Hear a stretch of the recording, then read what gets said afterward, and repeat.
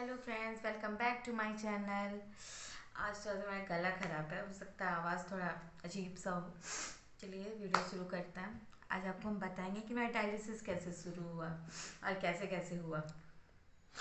अम, जैसे कि पहले की स्टोरी में आपको पता है कि डायलिसिस के लिए मतलब हम बहुत सीरियस हो गए थे। तो जब हमको एडमिट किया गया हॉस्पिटल में, तो मेरा फर्स्ट डायलिसिस जब हम बेहोश थे तब मेरा शुरू हुआ। जब हम कोई मतलब सेंसलेस थे तब शुरू हुआ। और उसके बाद से वो कंटिन्यूसली चलता रहा। लेकिन उसके पहले हम डायलिसिस करवाने के लिए बिल्कुल रेडी नहीं थे, क्योंकि हमको ऐसा लगता था ना कि डायलिसिस कराने से लोग का लाइफ ज़्यादा नहीं होता है, जल्दी मर जाता है। तो इसलिए मेरा बिल्कुल मन नहीं था डायलिसिस कराने का। लेकिन बेहोश मेरा बहुत सीवियर कंडीशन था, जिसकी वजह से मेरा डायलिसिस शुरू हुआ हॉस्पिटल में एडमिट करने के बाद। उसके बाद हम पहले थाई से लाइन डाल के 3 दिन तक लगातार डायलिसिस किया गया। तो क्या होता है ना कि थाई से आपका ज़्यादा दिन तक डायलिसिस नहीं कराना चाहिए। 3 दिन से ज़्यादा, अगर 3 बार से या 3 दिन से ज़्यादा वो लाइन रहता है तो फिर बाद में पैर में प्रॉब्लम होने लगता है, जिससे हो सकता है कि आप उस पैर से आपको चलने में भी डिफ़िकल्टी हो, या हो सकता है आप चलने में भी असमर्थ हो जाए, कैपेबल नहीं रहे अपने पैर से चलने के लिए। तो 3 दिन डायलिसिस के बाद मेरा लाइन निकाल दिया गया। उसके बाद हम डिस्चार्ज होके घर आ गए। उसके बाद आया कि फिर हमको 3 दिन के बाद बुलाया गया डायलिसिस के लिए। तो मेरे पास मतलब कोई ऐसा था नहीं, मतलब करने के लिए कोई भी डायलिसिस करने के लिए मतलब कुछ भी तो आपके बॉडी में फिस्टूला होना चाहिए, कैथेटर लगा होना चाहिए, फर्मा कैप होना चाहिए। तो ये सब मेरा नहीं लगा था। तो टेक्नीशियन जो है गंगाराम में, वो बोला कि आपको ना कैथेटर लगाना पड़ेगा, कैथेटर लगवाने के बाद आपका डायलिसिस शुरू होगा। तो कैथेटर क्या है ना, नेफ्रो डिपार्टमेंट या आपका डायलिसिस में नहीं लगाते हैं। कैथेटर जो है वो वास्कुलर का डॉक्टर या वास्कुलर का जो टेक्नीशियन होता है वो लगाता है। तो फिर मतलब वहीं पे उसी दिन बहुत दिन भर हम बैठे रहे। शाम हो गया, 4:30 बजे के करीब मेरा कैथरेट लाए। उसके बाद कैथरेट यहाँ नेक में राइट साइड में मेरा कैथरेट लगा। फिर उस दिन मैं कैथरेट से गंगाराम में मेरा डायलिसिस हुआ। गंगाराम में डायलिसिस बहुत महंगा है, बहुत महंगा। मतलब जब हम उस समय स्टार्ट कराए थे तो करवाना उस समय 5500 था। साथ में हमको इंजेक्शन भी लगता था। इंजेक्शन भी 700-800 रुपये का एक इंजेक्शन भी आता था। वीक में 2 डायलिसिस मेरा होना कंपलसरी हुआ था और 2 इंजेक्शन लगना, क्योंकि मेरा हेमोग्लोबिन बहुत कम था। जब आपका किडनी वर्क नहीं करता है तो वो कैपेबल नहीं है खुद में, तो आपको वो हेमोग्लोबिन बनाने में हेल्प नहीं करेगा। जबकि यही सच है कि किडनी जो है वो वही सपोर्ट करती है हेमोग्लोबिन बनाने में। फिर मेरा कैथेटर से एक बार डायलिसिस हुआ। फिर हम जो उसके बाद का जो डायलिसिस है वो हम करवाए सिटी हॉस्पिटल। सिटी हॉस्पिटल भी गंगाराम का ही है। तो वहाँ भी समथिंग 5,000 लगता था डायलिसिस का। वीक में 2 बार होता था, 5,000 एक डायलिसिस का मेरा लगता था। फिर वहाँ से सिटी हॉस्पिटल से कैथेटर में शुरू हुआ। तो कैथेटर जो लगता है उसका भी लाइफ बहुत ज़्यादा नहीं रहता है। मतलब अगर आप 1.5 महीना से ज़्यादा एक कैथेटर यूज़ कराते हैं तो आपको इन्फेक्शन होने लगता है, जिसकी वजह से आपको सीवरिंग होने लगता है, फीवर आने लगता है। तो ऐसा प्रॉब्लम होने लगता है, आपको अच्छा नहीं लगता है इन्फेक्शन की वजह से। तो मेरा भी जब कैथरेट 10 या 15 दिन हुआ, उसके बाद मेरा फिस्टूला के लिए अप्लाई किए। तो गंगाराम में ही मेरा डे केयर में एडमिट करके मेरा फिस्टूला भी बनाया गया। तो फिस्टूला बनाए। फिस्टूला के लिए मेरे साथ मेरे हस्बैंड थे और कोई नहीं था, तो इसके लिए फिर मेरी मम्मी पापा आए वहाँ देवर से दिल्ली। क्योंकि मेरे साथ कोई नहीं था और फिस्टूला बनने के बाद बहुत सारा मतलब हम कुछ फिर अपने से खुद से कर नहीं पाते। तो बहुत सारा चीज़ है, आदमी अपना बहुत सारा पर्सनल वर्क होता है जिसके लिए हाथ का ज़रूरत है करने के लिए। तो मेरा हाथ उतना कैपेबल नहीं था, क्योंकि राइट हैंड में मेरा फिस्टूला है। तो इसके लिए हमको मम्मी पापा मेरे आए। मम्मी मेरी सारा दिन हॉस्पिटल में, हस्बैंड रहे और मेरी मम्मी रही, पूरा डे केयर में एडमिट रहे। और मेरा फिस्टूला बना और रात के 12:30-1 बजे हमको, सुबह से एडमिट होने के बाद 12-1 बजे रात को हमको डिस्चार्ज किए। बहुत ज़्यादा एनीस्थीसिया पड़ने की वजह से क्या हो रहा था कि हमको बहुत वॉमिटिंग हो रहा था। एनीस्थीसिया का असर था, बहुत वॉमिटिंग होने लगा, क्योंकि आपको कोई भी सर्जरी के लिए 24 घंटा का फास्ट रखना ही होता है। तो वही 24 घंटा हमको भी कुछ खाना पीना नहीं था, तो जिसकी वजह से हमको बहुत वॉमिटिंग होने लगा, एनीस्थीसिया की वजह से मेरा तबीयत भी ख़राब हुआ।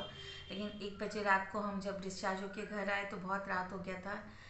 हम मेरे घर में मतलब कोई ऐसा नहीं था इनके घर में, मेरे ससुराल में, कि कोई हमसे पूछे कि मेरी मम्मी भी दिन भर कुछ नहीं खाई थी, मेरे हस्बैंड भी कुछ नहीं खाए थे, सारा दिन भूखे। तो कोई पूछने वाला, और उस समय कहीं कोई रेस्टोरेंट ढाबा कुछ भी खुला नहीं था कि ये लोग कहीं से खाना मंगा के खा लेते। तो उस दिन इन लोग को मतलब जब हम लोग घर पहुँचे तो कोई इंसान जग के उठ के भी पूछने नहीं आया कि मेरा तबीयत क्या है, नहीं है। सब सोए थे, सोए रह गए। मेरी सास का भी तबीयत थोड़ा ख़राब होने लगा था उसी टाइम से। तो हम लोग आए घर, तो मेरी मम्मी ऐसे ही सो गई आके घर में, ये भी सो गए, मैं पापा भी सो चुके थे, सब सो गया। उसके बाद रात में हमको बहुत पेन था जिसकी वजह से हमको नींद भी नहीं आया। और एक बात था कि एक साइड कैथरेट था, एक साइड मेरा फिस्टूला था राइट हैंड में। तो हमको करीब 1.5 महीना तक, 1.5 से 2 महीना तक एक ही करवट सोना पड़ा, जो बहुत डिफ़िकल्ट होता है एक करवट में इंसान को सोना, एक ही साइड बॉडी करके। बॉडी में बहुत पेन होने लगा था। तो ऐसे करके मेरा डायलिसिस शुरू हुआ। फिर 20 दिन के बाद जब फिस्टूला बन गया, फिस्टूला को भी शुरू होने में मेरा करीब 40 दिन लग गया, मेरा फिस्टूला को शुरू होने में। क्योंकि आपका जब फिस्टूला बनता है तो उसको मैच्योर होने में 40 दिन लग जाता है। तो ऐसे करके मेरा फिस्टूला नहीं शुरू हुआ था, जिसकी वजह से हम वापस नहीं जा सकते थे। लेकिन वो लोग इतना हमको इरिटेट कर दिया था, इतना, रोज़ हमको लगता था कि फिस्टूला कैसे भी मेरा स्टार्ट कर दे और हम चले जाए, मेरा फिस्टूला स्टार्ट कर दे और हम चले जाएं। लेकिन इसी दौरान क्या हुआ कि 10 जनवरी को मेरी सास पहले तो एडमिट रही 12 दिन। जिस दिन से वो एडमिट रही उस दिन से वो लोग बहुत प्रॉब्लम क्रिएट किया मेरा ससुराल वाला। लेकिन उसके बाद मेरी सास हम मतलब कैथेटर में हमको हॉस्पिटल जाना अलाउ नहीं रहता था, क्योंकि अगर आप ज़्यादा पब्लिक प्लेस में हॉस्पिटल जाते हैं तो आपको इन्फेक्शन होने का चांस रहता है। क्योंकि कैथेटर लगा है जो कि एक ओपन ऐसा ट्यूब है जो बॉडी से कनेक्टेड है आपके इंटरनल बॉडी पार्ट से, तो उसमें इन्फेक्शन होने का चांस बहुत ज़्यादा रहता है और हो ही जाता है। लेकिन फिर भी हम 3 दिन डायलिसिस करा करा के अपनी सास को देखने हॉस्पिटल गए। 2 दिन मेरे ससुर, मेरी ननद हमको मेरी सास से मिलने नहीं दिए। पता नहीं वो लोग को क्या, किस बात का डर था, वो लोग हमको मिलने नहीं दिए।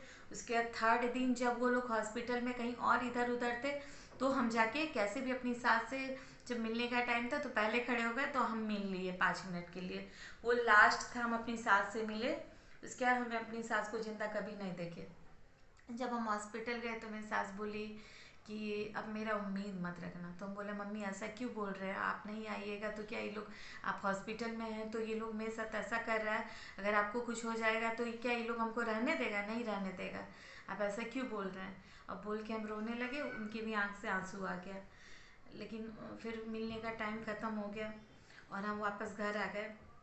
उसके बाद धीरे धीरे क्या हुआ, बार बार हॉस्पिटल जाने की वजह से ना हमको इन्फेक्शन हो गया कैथरेट में, और हमको बहुत सीवरिंग होने लगा, बहुत ज़्यादा। तो उनको लग रहा था कैसे भी मेरा फिस्टूला चालू कर दे लोग और कैथरेट निकाल दे। लेकिन मेरा मैच्योर नहीं हुआ था ठीक से फिस्टूला, जिसकी वजह से मेरा कैथरेट नहीं निकाल सकते थे, क्योंकि एक वही माध्यम था, वही एक जरिया था मेरा डायलिसिस का, उसी से मेरा डायलिसिस हो रहा था। तो उसके बाद घर आए। मेरी सास उसके बाद 1 दिन 2 दिन बाद एक्सपायर कर गई। हमको तो लगा कि हम बस मतलब सब कुछ अब ख़त्म हो गया, यहाँ पे अब जो भी था कुछ नहीं है। ये पहले भी बोलते थे कि जब तक मम्मी है तभी तक मेरा सबसे रिश्ता, अगर मम्मी नहीं रहेगी तो मेरा कोई रिश्ता किसी से हमको नहीं रखना है। क्योंकि जब आपको कहीं भी प्यार या सपोर्ट, रिस्पेक्ट नहीं मिलता तो उस जगह आप एग्जिस्ट नहीं करना चाहते, कोई भी नहीं करना चाहता। अगर आपको कहीं भी बहुत प्यार मिल रहा है, सपोर्ट मिल रहा है, रिस्पेक्ट मिल रहा है, तो उस जगह पे आपको मन करता है कि हम वहीं रहे, वो लोग सब मेरा अपना है और हमको वहाँ पे रहना चाहिए। वो आपको वहाँ पे एक जो फ्रेंडली और फैमिलियर वाला फीलिंग आता है, वो आपको वैसा जगह पे नहीं आ सकता जहाँ आपको ये सब नहीं मिलता है। तो बस यही था मेरा। उसके बाद मेरी सास एक्सपायर कर गई 10 जनवरी को। 10 जनवरी को हम ऊपर, मतलब 2 मकान है हम लोग का दिल्ली में, तो हम ऊपर वाले मकान में थे, तो मेरी सास एक्सपायर कर गई, तो हमको ये लोग कोई बताया नहीं, लेकिन हमको समझ आ गया कि मेरी सास नहीं रही। तो हम अपना चले आए नीचे मकान में। मेरी सास को का बॉडी अभी तक नहीं आया था, तो हम बहुत रो रहे थे मेरा, जिसकी वजह से मेरे पास हम जल्दीबाजी में ना बीपी का मेडिसिन लिए थे ना कुछ, और मेरा रोने की वजह से बहुत बीपी ज़्यादा हो गया था, बहुत ज़्यादा। और मेरे सर में सारा दिन दर्द रहा, मेरी तबीयत बहुत ख़राब हो गया, मतलब ब्लड वगैरह भी कुछ दिन पहले ही मेरा चढ़ा था, क्योंकि मेरा हेमोग्लोबिन काफ़ी कम हो गया था इसकी वजह से। तो घर आए, घर मतलब वहाँ पे मेरी बॉडी जब उनको लाया गया, तो फिर मतलब कोई भी हमको मेरी सास को देखने नहीं दे रहा था, मतलब जैसे कि हम कोई गुनाह कर दिए। तो वो लोग को तो ये तक लगता था कि सबको हम बताएं कि मेरी सास, जबकि हमको खुद नहीं पता मेरी सास कहाँ पे है, किस वार्ड में है, कहाँ शिफ्ट किया गया है। तो हम ना, हम मेरा किसी से कोई बातचीत, तो हम क्यों किसी को बताएंगे? आपके घर बहुत कोई है बताने वाला। पहले इस बात को समझिए। अगर आप इस गलतफहमी में हैं कि हम बताएं, तो आपकी बहुत बड़ी गलती, आप भूल कर रहे हैं इस जगह पर। ऐसा कुछ भी नहीं हम किए थे, लेकिन उस चीज़ के लिए आप हमको ब्लेम किए, और इस सिचुएशन में ब्लेम किए जब हम खुद जिंदगी मौत से लड़ रहे थे। आप इस सिचुएशन में हमको ब्लेम किए। और खैर, आप हमको जज नहीं कर सकते हैं। आप जो भी मेरे ससुराल वाले हमको अगर देख रहे हो, तो आप कोई जज नहीं बैठे हैं फैसला करने के लिए मेरा। आपको तो जो मेरे साथ बुरा करना था आप कर चुके हैं। आपको जितना बुरा भला मेरे हस्बैंड को बोलना था आप बोल चुके हैं। अब आपके पास कुछ नहीं है कहने के लिए। आप लोग के लिए जो एक प्यार रिस्पेक्ट था मेरे दिल में, वो आप सब खत्म कर चुके हैं। शायद अब हम कभी नहीं चाहेंगे आपसे कोई रिश्ता रखना। आज बुरा वक्त है, जब आपसे मेरा कोई रिश्ता नहीं है, तो क्या अच्छे वक्त में हम आपसे रिश्ता रखेंगे? आप ऐसा क्यों सोच रहे हैं कि हम ऐसा करेंगे? नहीं करेंगे। अगर कोई मेरे ससुराल वाला देख रहा है तो सुन लीजिए आप लोग कि ऐसा हम कुछ नहीं करेंगे। आप लोग जो मेरे साथ किए ना, वो कोई दुश्मन भी नहीं करेगा। जब सिचुएशन खराब रहता है तो कोई दुश्मन भी आपके साथ ऐसा नहीं करेगा जो आप लोग मेरे साथ किए। खाना पीना तो सेकेंडरी चीज है। जब इंसान बीमार होता है, मौत और जिंदगी से लड़ रहा होता है ना, जिंदगी और मौत के बीच जब झूल रहा होता है, तो उसको सिर्फ एक ही चीज चाहिए होता है, अपनों का सपोर्ट। आप लोग किस बात के मेरे अपने हैं? कोई नहीं है आप लोग मेरे लिए, कोई नहीं। और हमको धमकी देते हैं, किस बात, किस बेसिस पे आप धमकी देते हैं? मेरी मम्मी मेरे पापा दहेज दिए थे, तब आप शादी किए थे।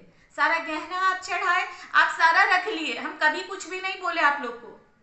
क्या वो मेरा स्त्री धन नहीं है? जो मेरा सामान हमको शादी में मिला, क्या वो मेरा स्त्री धन नहीं है? आप ये सोचिए कि किस सिचुएशन में मुड़ के जसीडी गए थे। मेरे भाई का एक्सीडेंट हो गया था, सीवियर एक्सीडेंट, तब हम गए थे। आप कभी मेरे बच्चे को इम्पोर्टेंस नहीं दिए, जिसकी वजह से मेरे बच्चे को मेरी माँ के पास हमको छोड़ना पड़ा, क्योंकि आप लोग मेरी बेटी को नफरत से देखते थे, क्योंकि हमको बेटी हो गई थी। इस बात का दुख मना रहे थे आप लोग।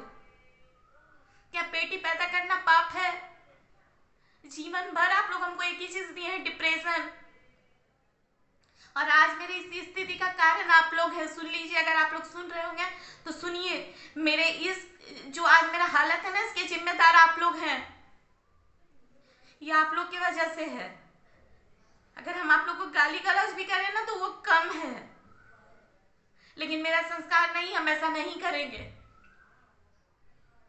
मेरी ननद जो अपने घर में उनका कोई इंपॉर्टेंस नहीं अपने ससुराल में, मैं मायके में आके जीवन भर मालिक बनी है, और अपने सब भाई का लाइफ डिस्ट्रॉय की है। कभी एक भाई को एक मत में रहने नहीं दे पाई आप। सुन लीजिए, क्या आपको लगता है जैसे आप दूसरी की बेटी के साथ कर रहे हैं, आपकी बेटी कभी खुश रहेगी? कभी नहीं रह पाएगी। वो भी वही तकलीफ झेलेगी जो तकलीफ आपके वजह से हमको मिला है। और तुम कल्याणी सुनो, हम तुम्हारा नाम नहीं लेना चाहते थे, लेकिन तुम तो ऐसी नीच औरत हो और इतना नीचे गिरोगी ना, आज मन से तुमको हम दुआ दे रहे हैं कि जीवन भर ये मत सोचो कि तकलीफ सिर्फ एक इंसान, हम जिस लोक में हम लोग पैदा हुए हैं ना, यहाँ दुख और सुख होता है। बहुत सुख का दिन काट ली तुम लोग, और अब तुम लोग का तकलीफ का दिन शुरू हुआ। ये हम वीडियो ही बनाते हैं ताकि तुम लोग सुन सको हमको। जो तकलीफ हमको तुम लोग इंटरनली दी हो ना, जो मेंटली हम डैमेज हुए हैं, उसका हर जाना भगवान तुम लोग से मांगेगा, और वो देगा तुमको। हम बद्दुआ नहीं दे रहे तुमको, लेकिन मेरे मन में जो हमेशा तकलीफ रहता है, हाई निकलता है ना, उसका हर जाना तुम लोग जीवन भर भोगोगे, याद रखना, समझे। हमको नहीं पता, ससुर जो कहलाने लायक नहीं है इंसान, सुनो तुम भी, तुम्हारा क्या किस स्वार्थ से तुम उसके पीछे पड़े हो हमको नहीं पता।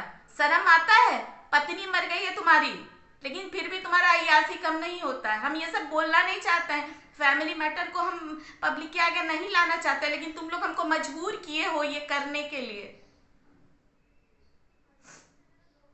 पूरा समाज थूक रहा है तुम लोग पे, कभी सोचे हो क्यों थूक रहा है? क्योंकि उस लायक, अरे तुम लोग को क्या क्या जिसका इज्जत ही नहीं है उसको बेइज्जत होने का क्या डर है? जब तुम्हारा इज्जत ही नहीं है तो तुमको बेइज्जती का क्या डर लगेगा?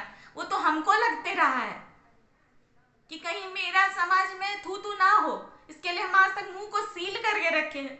लेकिन कब तक बर्दाश्त करेंगे हम? बर्दाश्त का एक लिमिट होता है जो अब समाप्त हो चुका है। हम ये सब बोलना नहीं चाहते थे, लेकिन तुम लोग हमको मजबूर किए हो। जो हर दिन मेरे बच्चा को, मेरे पति को तुम्हारी वजह से रोना पड़ा है ना, इसका भरपाई तुमको करना पड़ेगा। और हाय कोई मुंह से बोल के किसी को नहीं देता है, वो ना आह निकलता है अंदर से, वो अंदर से पड़ता है, और तुम लोग इतना भोगोगे जिसका कोई लिमिट नहीं होगा, समझे। तमाशा ऊपर वाला देखेगा बैठ के तुम लोग का, बस याद रखना। हम जो तकलीफ झेले हैं ना, उसका तुम लोग कभी अंदाजा नहीं लगा सकते हो। हम कभी जीवन में किसी का बुरा नहीं किए, लेकिन फिर भी झेल रहे हैं। तुम लोग सोचो कि तुम लोग क्या किए हो और क्या झेलोगे। क्या सोचे थे कि इनकी मम्मी मरी है तो सारा प्रॉपर्टी अकेले हथिया लोगे? ऐसा होता है क्या? सब इनकी माँ के नाम से था, और बराबर का तीनों बेटा हकदार है। तुम सुन लो, समझे। पहले आज तक हमको प्रॉपर्टी का लालच नहीं था, लेकिन तुम लोग जो किए हैं ना, अब तुम लोग देखो कि हम क्या करेंगे। I'm sorry फ्रेंड, इसलिए हम इस मैटर पे कभी भी वीडियो नहीं बनाना चाहते थे, क्योंकि मेरा रिएक्शन ऐसे ही होता है। अब मेरे हस्बैंड हमेशा बोलते हैं कि तेरे को जो बोलना ना तो बोल, लेकिन अंदर मत रखा कर, अंदर से मत घुटा कर। इसलिए आज हम ये वीडियो बनाए। अगर मेरा कोई भी बात आप लोग को, मेरे व्यूवर्स को बुरा लगा हो तो उसके लिए आई एम वेरी सॉरी, लेकिन सच में हम अंदर से बहुत तकलीफ में थे, इसलिए हमको लगा कि ये सब हमको वीडियो बनाना चाहिए।